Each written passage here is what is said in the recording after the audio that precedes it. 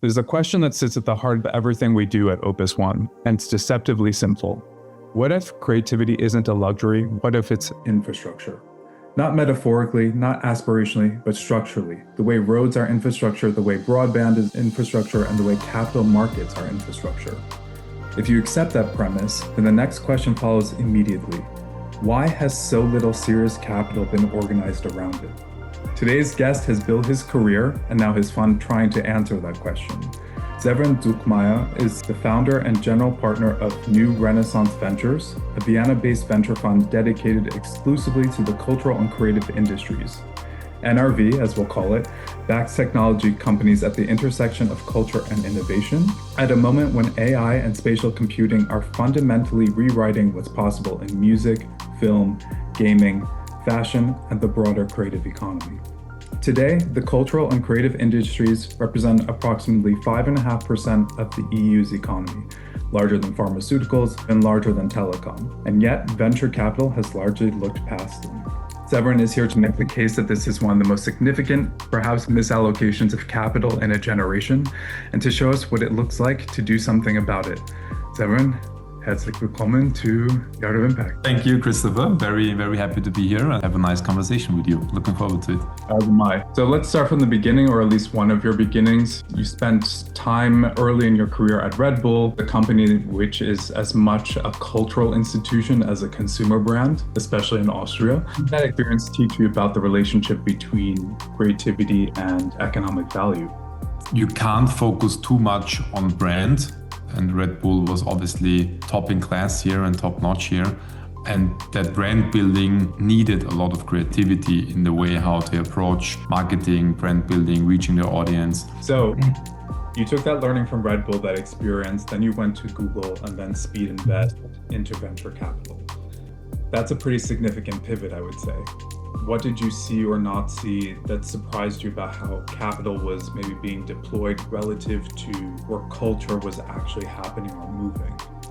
Red Bull gave me this deep understanding of audience and reaching consumers. Google really helped me to translate this into actual performance marketing, working with consumer tech companies, with consumer brands on their campaigns and supporting them as they grow and scale.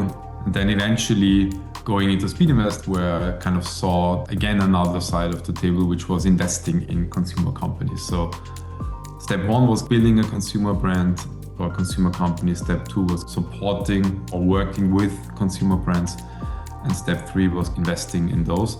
And that helped me to get a very deep understanding of those industries. And at Speedinvest, I then started to develop a stronger focus and interest for tech companies, specifically in the creative industries, because out of a personal interest and passion for the topic, right? And then more like, okay, why is it such an overlooked opportunity in the world of venture?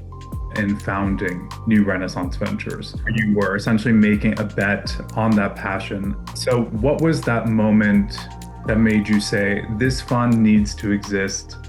The more time I spent on the creative industries from a venture perspective, the more I realized it seems to be quite an overlooked opportunity and kind of underrepresented, right, in the VC world. And I was wondering why is that the case, and I didn't really find any other fund focusing on creative tech. And I was obviously wondering why is that the case, right? Why do we have fintech and health tech and climate tech and defense tech and deep tech, and they all exist and all for the right reasons, but why is there no case to be made in creative tech? And is it we just don't have enough founders building in the space, the founders are not good enough, it's too much of a lifestyle business, or is it that the exit landscape is not the right one, or is it just investing in those categories or in those sectors or in those companies have a different risk profile than other verticals outside the creative industries? And I didn't really find good answers to those questions. And then I looked into the portfolios of the Sequoias and A16Cs of the world, and I had a very surprising finding, actually.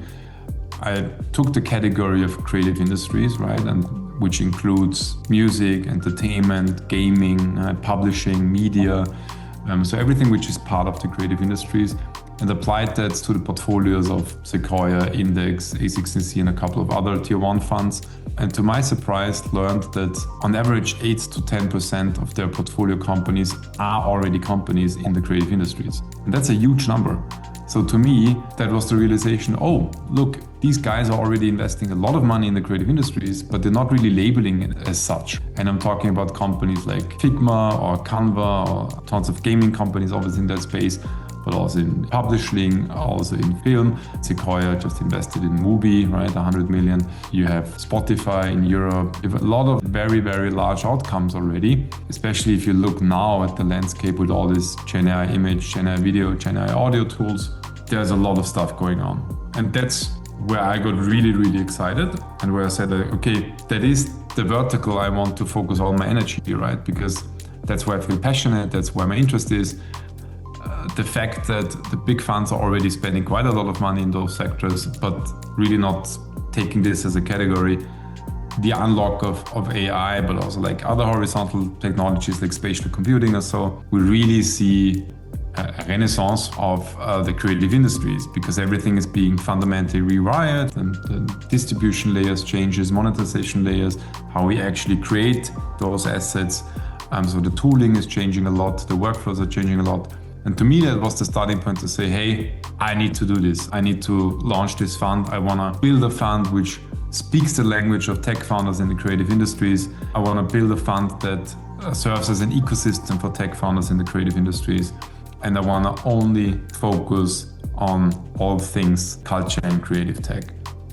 Sure. So it's a combination of, let's say, DNA and the dynamics of the sector, right? Like you said, you're seeing these funds already investing in the space, but no one's really talking about it. It's a little bit under the hood or under the radar for most people. Yeah, you often feel that you see AI, ML, you see consumer, you see fintech, you see health, right? You see all those kind of categories like horizontally, but also vertically.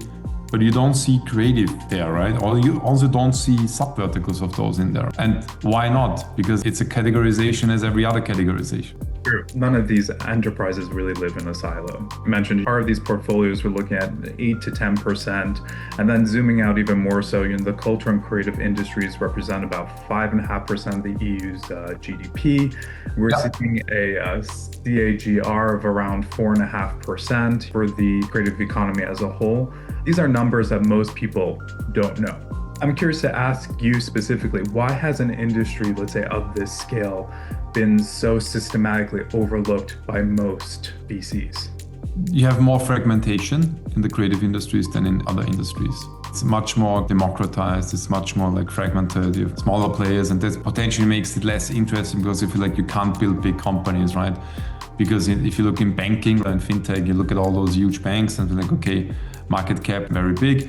And in the creative industries, it's more fragmented. So that's one reason. I guess top down, it's has less power than other verticals. If you look at media companies, for example, they have been usually one of the earliest ones to put a lot of money into the venture world. A lot of venture capital funds originate from media tech. And then there is, I think, this characteristics of the industry.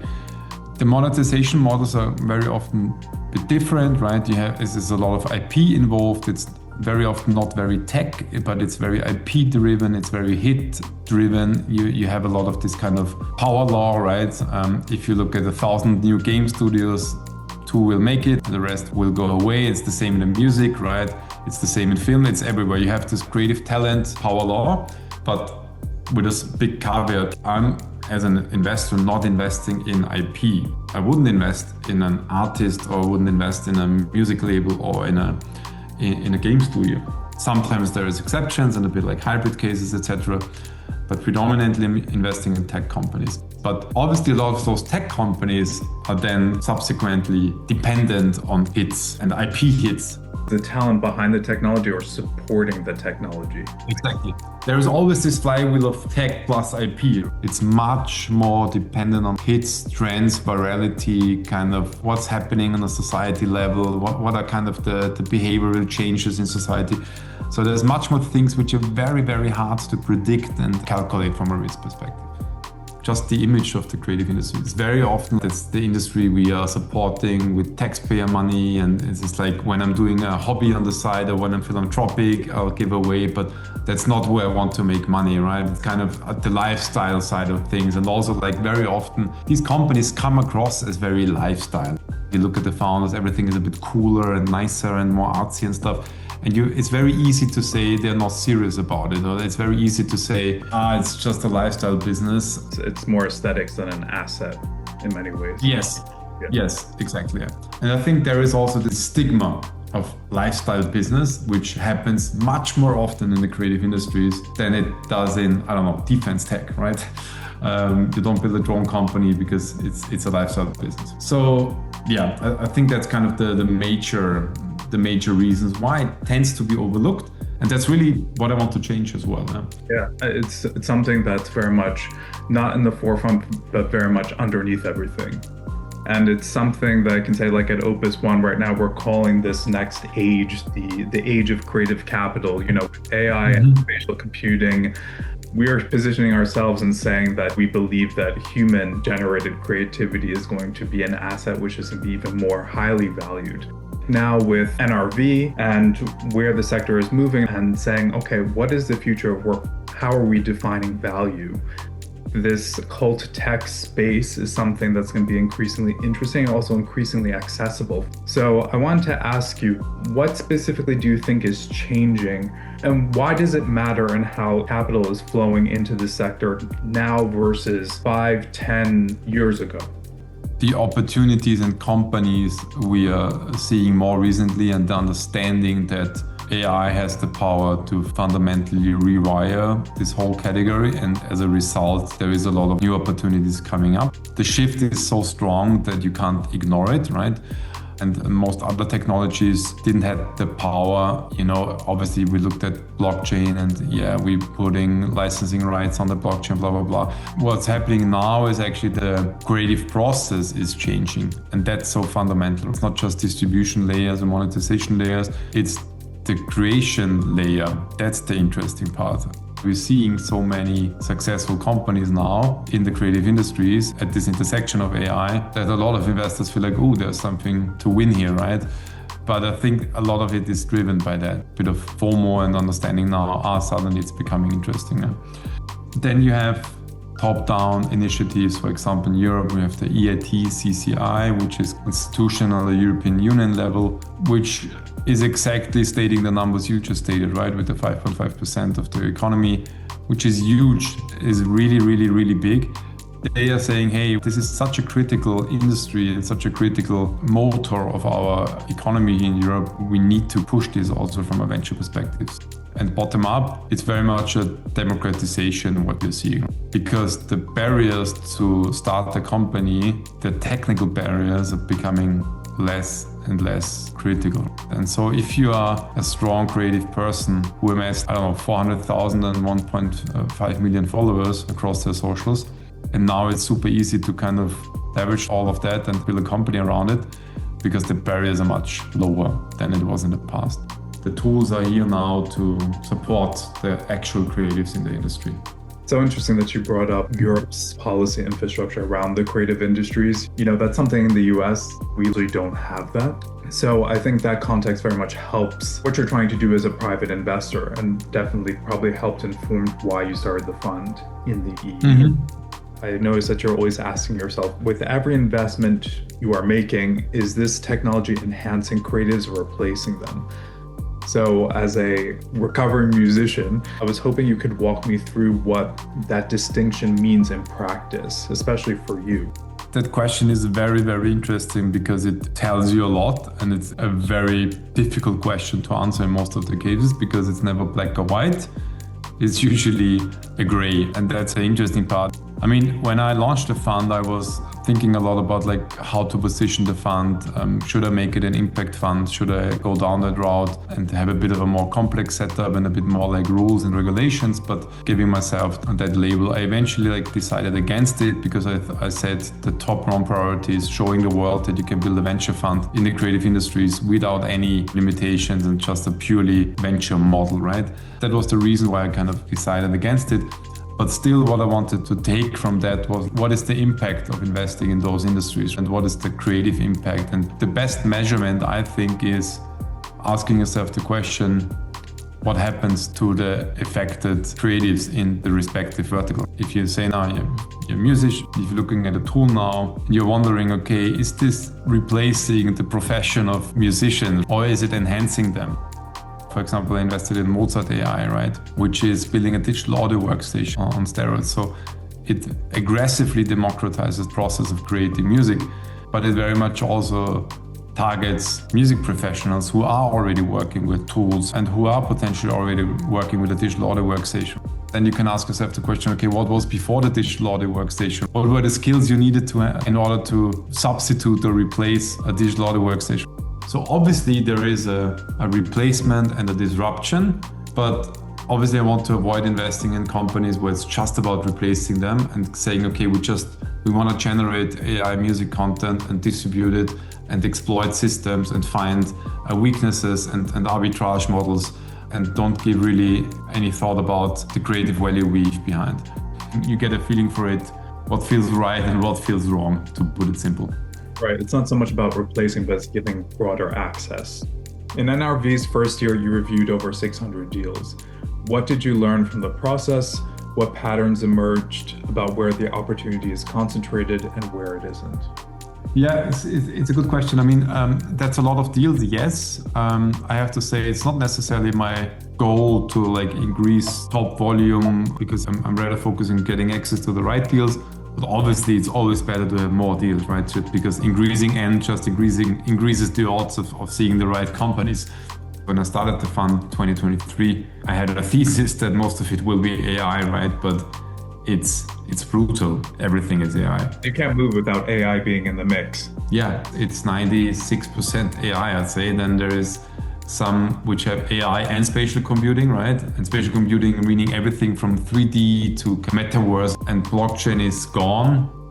I remember when I started the fund, I told myself, I'm not investing in IP. And I said that earlier already. Sometimes it's blurry, sometimes it's hybrid. And I remember rejecting a company. It was a gaming company called Iconic Games. And I stayed in touch with them because I really liked what they're doing. And at some point they came back and said, yeah, we built now the first product/tech. And I was like, okay, shit, yeah. It seems like I missed this one.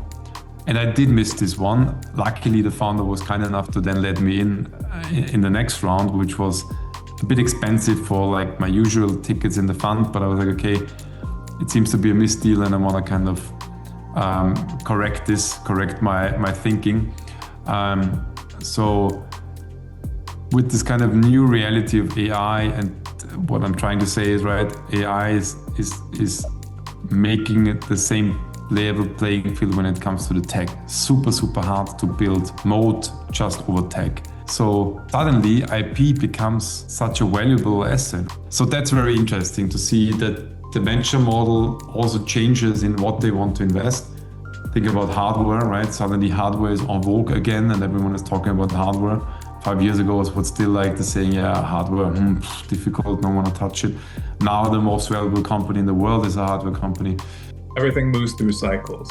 Exactly. So not sharing anything which is confidential, but I'd be curious to learn which geographies or let's say subsectors within Caltech feel most alive to you.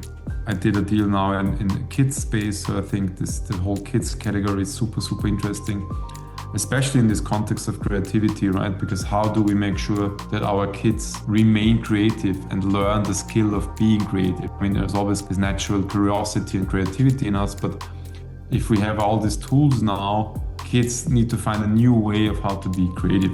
So if you use a music generation tool and you don't have the basic understanding of music because you never learned it or because you never played an instrument, I think it's becoming harder for this next generation to be creative in the classical sense of the word.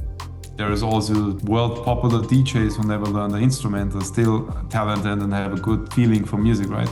Doesn't say it's not possible, but the process changes. And I think that's very interesting how this whole AI wave affects kids, how they learn, how they develop creative skills. I've invested in a hardware company in the kids space. It's a screen-less device, screen-free, but still with AI and still with voice and music and stories and so on. Then, hardware, as said, in general, combining creative workflows, creative thinking with hardware. And then I'd say IP licensing, guardrails, entertainment, IP infrastructure. So there's a lot of interesting stuff happening here, and we will see different models. Think about digital twins, right? That alone is such a big category, and we know we need systems to help us structure that, to run that, to basically license that. So there's a lot of interesting stuff coming our way. Yeah. I'm excited to be a part of it and to watch it unfold. There's a specific kind of founder, as you had hinted at, this space, or maybe that's even drawn to this space. So what does someone building at the intersection of culture and technology look like? And how does that differ, let's say, from the standard VC backable founder archetype? I don't want to differentiate too much because I want to prove that the same types exist and they are have the same skills to build very large venture outcomes, right? But what's been interesting is the founders I back, they always have a creative background as well, right? Usually they started piano but became consultant or the other way around, right? But there is always a very strong creative history, and usually that sticks with them for their whole career in some way or another. And that's why they're so extremely passionate about what they're doing. I wouldn't invest in a tech founder in the creative industries if I don't feel they're not extremely passionate about what they're doing, right? And that's something which is very beautiful in the creative industries, because it's very often you feel that energy and you feel that spirit. As when I was looking more broadly before launching the fund, more broadly in other verticals, you very, very, very often have the feeling okay, they just, finished university and feel okay, I want to become a startup founder now. Whatever comes up and sounds sexy and cool, and I'll just do it. And I'm not blaming that this is the case for everyone, right? But you see it much more often in other verticals. It's beautiful because the founders I back, they're extremely passionate about what they're doing in the creative industries. And you can see that, and tech is much more like an enabler to reach a vision they always had in a way, right? It's a kind of get to a point where they always wanted to be, to enrich themselves creatively or kind of expand their creative skills, etc.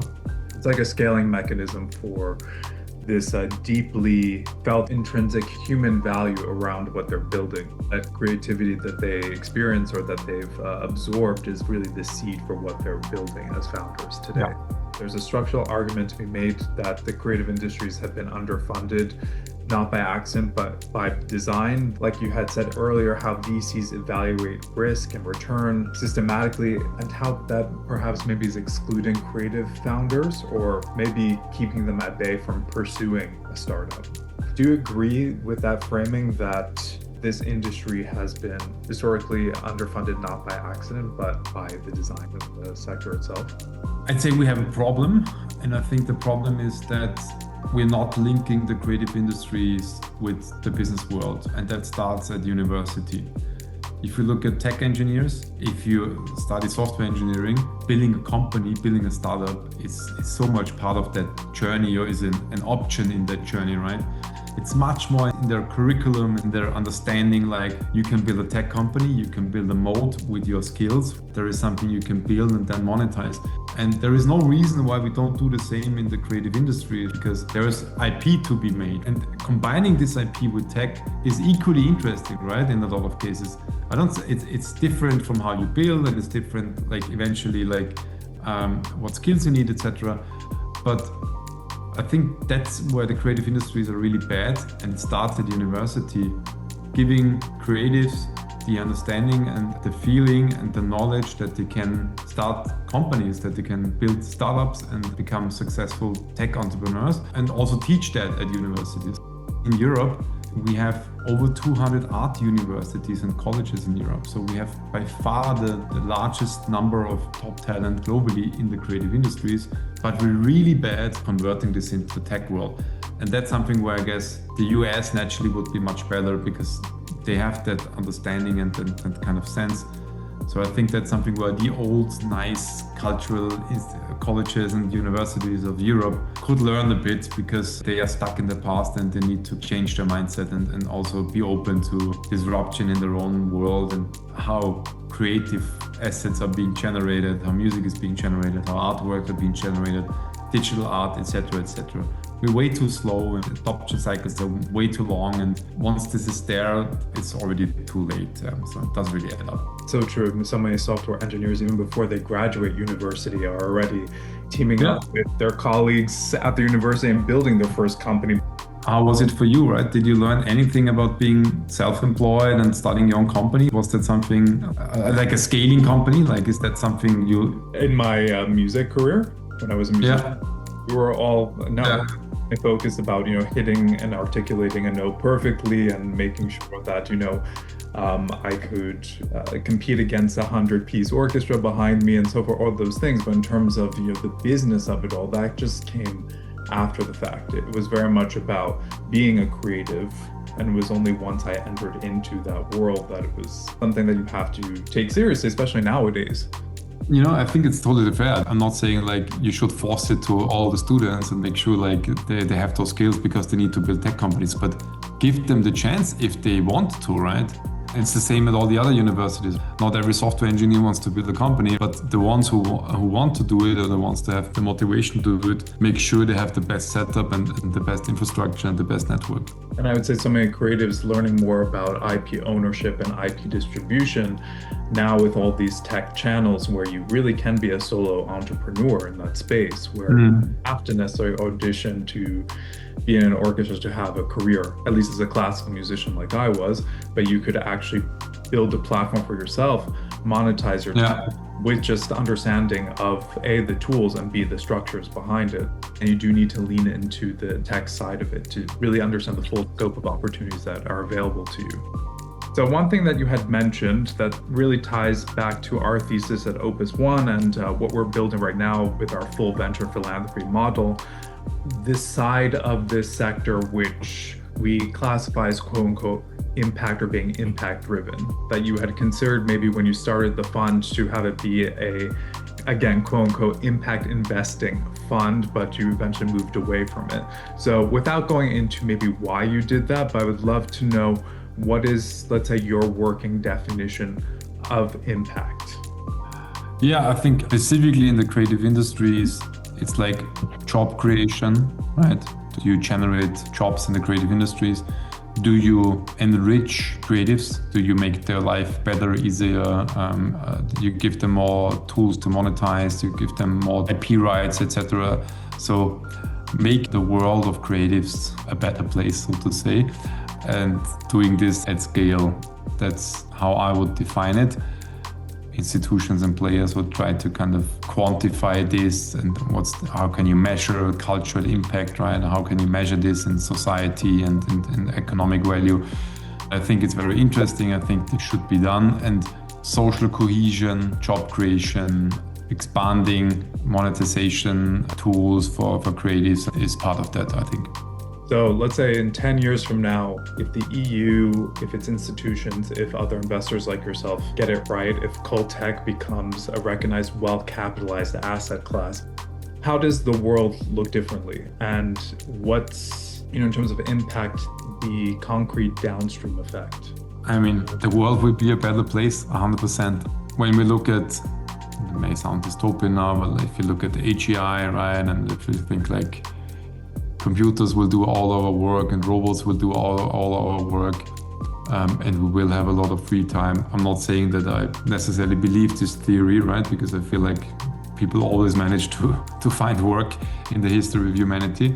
But what we're also seeing throughout the history is that people work less and less.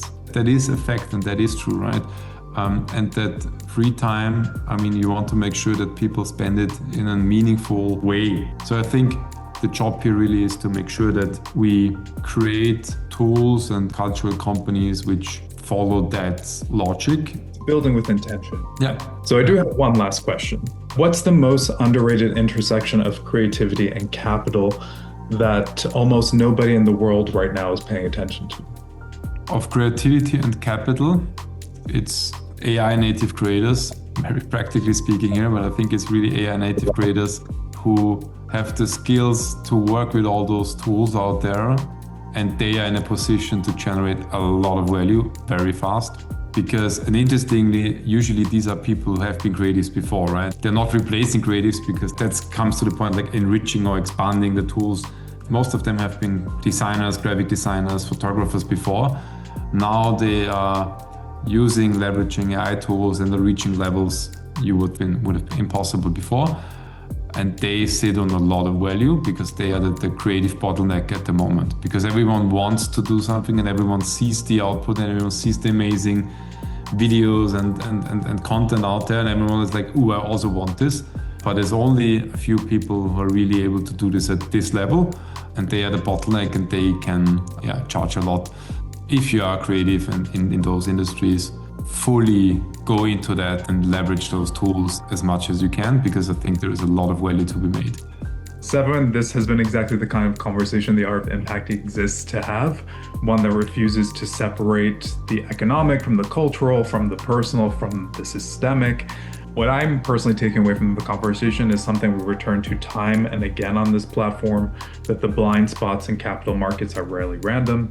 They tend to cluster around the things that are hardest to quantify, like beauty, culture, collective meaning. And the investors willing to build rigorous frameworks around those things aren't idealists like you, they're simply ahead of the market. Severin, thank you for joining me. Thanks so much for having me, really enjoyed it. To learn more about New Renaissance Ventures, you can visit their website and follow them on LinkedIn. To learn more about Opus One Foundation, please visit us at opusonefoundation.org and follow us across our social media channels at Opus One Foundation. I'm Christopher Coritsidis, and this is The Art of Impact. Thank you for listening.